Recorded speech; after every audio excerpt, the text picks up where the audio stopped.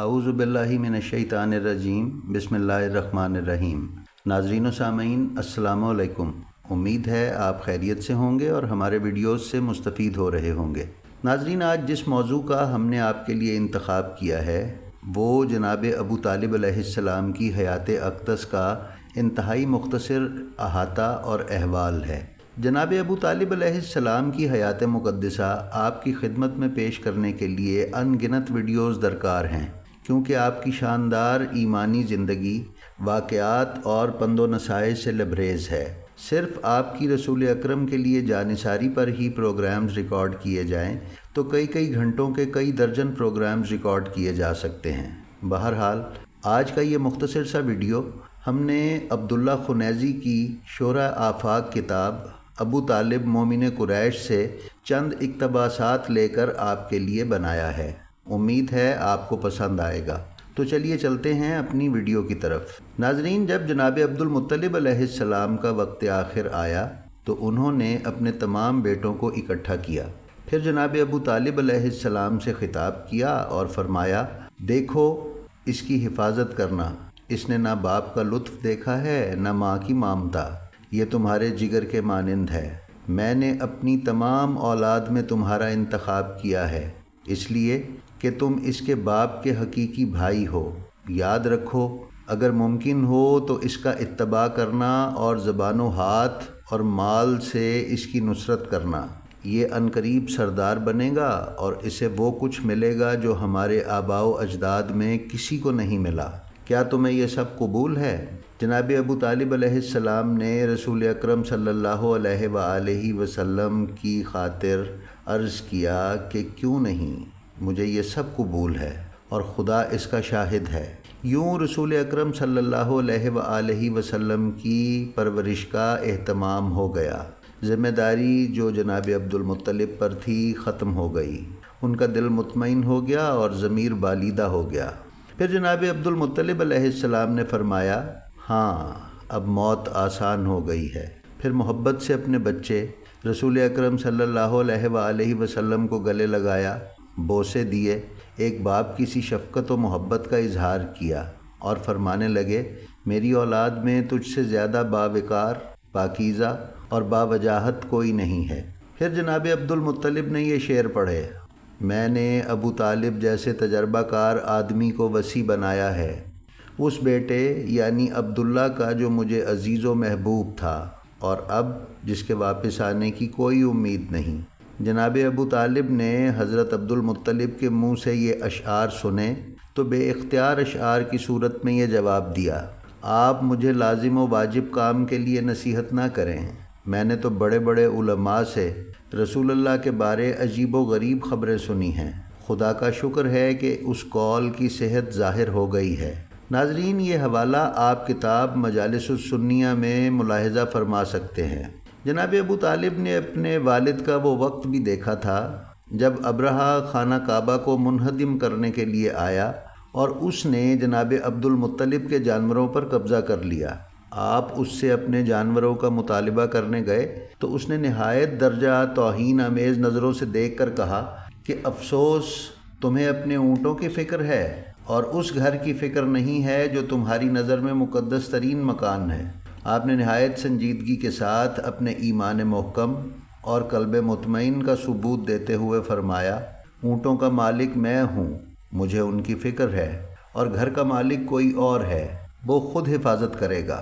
پھر اس کے بعد خانہ کعبہ کے قریب آئے اور زنجیر پکڑ کر مناجات کی، خدایا اب تیرے سوا کوئی نہیں ہے، تو ہی اپنے حرم کی حفاظت کر، خدایا دشمن کعبہ تیرا بھی دشمن ہے، اسے اتنا موقع نہ دے کہ وہ اس مکان کو برباد کر سکے۔ یہ حوالہ کامل ابن اسیر سے پیش کیا گیا۔ یہی وحدانیت اور ایمان جناب ابو طالب علیہ السلام کی شخصیت میں بدرجہ اتم موجود تھا۔ تاریخ شاہد ہے کہ اس گھر کے کسی فرد نے طلوع اسلام سے قبل کسی لکڑی، پتھر، گارے، مٹی یا دھات کے کسی بت کی پوجا یا پرستش نہیں کی۔ ناظرین، رجوع فرمائیے ابن ابی الحدید معتزلی کی شرح نہج البلاغہ کی طرف۔ ابن عساکر نے ابن ارطفا کی زبانی نقل کیا ہے کہ میں مکہ میں آیا تو دیکھا کہ لوگ قحط کی شدت سے سخت پریشان ہیں، کوئی کہتا ہے لات و عزا سے مدد مانگو، کوئی کہتا کہ منات کی خدمت میں عرض کرو۔ ایک مرتبہ ایک باوقار بزرگ جن کے چہرے سے فکر و تدبر کی علامات نمایاں تھیں اٹھے اور کہنے لگے، یہ کیا محمل خیالات ہیں، کدھر بہک رہے ہو؟ ابھی تو خلیل و ذبیح کا وارث باقی ہے۔ لوگوں کے لیے یہ وراثت کوئی نئی بات نہ تھی اور انہیں اس کا مکمل علم تھا، اس لیے کہنے لگے کہ کیا آپ کی مراد ابو طالب ہیں؟ انہوں نے کہا ہاں۔ سب اٹھے، میں بھی اٹھ کر ساتھ چلا۔ دروازے پر پہنچے تو زنجیر در کھٹکھٹائی۔ ایک باوقار بزرگ چادر اوڑھے باہر آئے۔ لوگوں نے عرض کیا، اے ابو طالب، وادیوں میں قحط ہے، خشک سالی کا دورہ ہے، ذرا ہمارے لیے بارش کا انتظام کر دو۔ جناب ابو طالب گھر سے ایک بچے کو ساتھ لیے ہوئے نکلے۔ ایسا معلوم ہوتا تھا کہ گویا آفتاب ابھی ابھی بادلوں سے نکلا ہے۔ اس کے ساتھ کچھ اور بچے بھی تھے۔ خانہ کعبہ کے قریب پہنچے، بچے کی پشت کو دیوار کعبہ سے ملا دیا۔ بچے نے آسمان کی طرف اشارہ کیا۔ اشارہ پانا تھا کہ بادل آنے لگے اور مکہ کو گھیرنے لگے۔ پانی برسنے لگا، وادیاں چھلکنے لگیں، سبزہ عام ہو گیا، شادابی پھیل گئی۔ ناظرین، اس واقعے کو اگر آپ ملاحظہ کرنا چاہیں تو کتاب المواہب اللدنیہ اور سیرت حلبیہ کا مطالعہ فرمائیے۔ تشریح احکام میں آپ کی معرفت کامل اور آپ کا علم بڑا عمیق تھا۔ یہی وجہ ہے کہ آپ نے شراب خوری اور دیگر مہلکات کو اپنے اوپر حرام کر لیا۔ جاہلیت کی کثافتوں اور کفر و شرک اور جہالت کے آپ سخت مخالف تھے۔ آپ کمالات نفسیہ میں ایک رفیع الشان منزل کے مالک تھے۔ عمر بن علقمہ کے قتل کے موقع پر رئیس مکہ کی حیثیت سے آپ نے قسامت کی بنیاد ڈالی، یعنی طرفین اپنی اپنی بے گناہی کے لیے قسمیں اٹھائیں۔ قسامت کا یہی طریقہ اسلام میں بھی رائج رہا اور رسول اکرم صلی اللہ علیہ وآلہ وسلم کی سنت میں شامل ہو گیا۔ جناب ابو طالب علیہ السلام کی زندگی کی ایک کرامت جسے آپ کے معاصرین نے محسوس کیا ہے وہ یہ تھی کہ جب حوزان اور بنی کنانہ کے درمیان حرب فجار میں آپ شریک ہو جاتے تھے تو حوزان جیت جاتے تھے، ورنہ ان کا ستارہ گردش میں رہتا تھا۔ چنانچہ ایک مرتبہ سب نے مل کر درخواست کی کہ آپ ہمیشہ ہمارے ساتھ رہا کریں، اور آپ نے یہ درخواست منظور بھی فرما لی۔ ایسا کیوں نہ ہوتا؟ آسمانی برکات کا سرچشمہ، زمین کا ملجا و ماوا، نسل خلیل کا بقیت اللہ اور خاندان ذبیح کے وارث آپ ہی تھے۔ دعا کر دیتے تو آسمان برس پڑتا، طلب کرتے تو زمین سبزہ اگل دیتی، اشارہ کر دیتے تو بارش بے تحاشا برس پڑتی۔ وقت کروٹیں لیتا رہا اور آخرکار وہ وقت آن پہنچا کہ جب رسول اکرم صلی اللہ علیہ وآلہ وسلم کا مبارک نکاح حضرت خدیجۃ الکبریٰ سلام اللہ علیہا کے ساتھ پڑھا جانا تھا تو جناب ابو طالب علیہ السلام نے رسول اکرم صلی اللہ علیہ وآلہ وسلم کا خطبہ نکاح پڑھا۔ ہم وہ خطبہ نکاح یہاں کتاب مدارج النبوہ سے نقل کر رہے ہیں جو قدیم ترین مصادر اور چوٹی کی کتابوں میں بھی بدرجہ اتم موجود ہے۔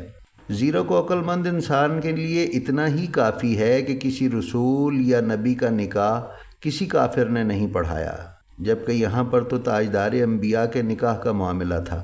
بھلا یہ کیسے ہو سکتا تھا کہ رسول اکرم کا نکاح ایک ایسا شخص پڑھ دے جو معاذ اللہ ایمان کی منزلوں پر فائز نہ ہو؟ آئیے دیکھتے ہیں کہ ابو طالب نے جو خطبہ نکاح پڑھا وہ کیا تھا۔ تمام تعریف اس اللہ کے لیے ہے کہ جس نے ہمیں نسل ابراہیم اور اسماعیل کی اولاد سے قرار دیا ہے اور ہمارے لیے ایسے گھر یعنی خانہ کعبہ کو قرار دیا ہے کہ جس کے گرد لوگ طواف کرتے ہیں، اور وہ پرامن حرم قرار دیا ہے کہ تمام دنیا سے نعمتیں اس کی طرف لائی جاتی ہیں، اور ہمیں اپنے دیار میں لوگوں پر حاکم قرار دیا ہے۔ پھر آپ نے فرمایا، یہ میرا بھتیجا محمد ابن عبداللہ ابن عبد المطلب ہے، اس کا قریش میں جس کسی سے بھی موازنہ کیا جائے گا تو یہ اس سے برتر و بالا ہوگا، اور اس کو کسی سے بھی قیاس نہیں کیا جا سکتا۔ اگرچہ مال کے لحاظ سے اس کا ہاتھ خالی ہے، لیکن یہ کوئی عیب نہیں ہے، کیونکہ مال و ثروت ایک ناپائیدار چیز اور جلدی سے گزر جانے والا سایہ ہے، اور اب وہ خدیجہ کو اور خدیجہ اس کو چاہتی ہے، اور حق مہر جو بھی ہوگا وہ میرے ذمے پر ہوگا، چاہے وہ مہر نقد ہو یا ذمے پر ہو۔ وہ بلند مقام اور اس کی شخصیت عظیم اور اس کی زبان نرم اور تاثیر والی ہے۔ جناب ابو طالب علیہ السلام کی حیات ذیشان ایسے ڈھیروں واقعات سے بھری پڑی ہے جو آپ کے اللہ اور اللہ کے رسول صلی اللہ علیہ وآلہ وسلم پر ایمان کے ضمن میں مضبوط دلائل مہیا کرتے ہیں۔ ہم نے اختصار کے پیش نظر واقعات کو یہیں تک بیان کیا ہے۔ ناظرین، اگر آپ اس سلسلے میں مزید معلومات لینا چاہتے ہیں تو عبداللہ خنیزی کی کتاب ابو طالب مومن قریش کا مطالعہ فرما لیجئے۔ تو ناظرین، یہ تھی ہماری آج کی ویڈیو۔ امید ہے آپ کو پسند آئی ہوگی۔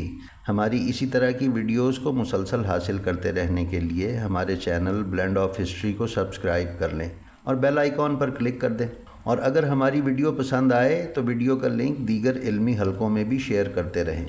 آپ کا بے حد شکریہ۔ السلام علیکم۔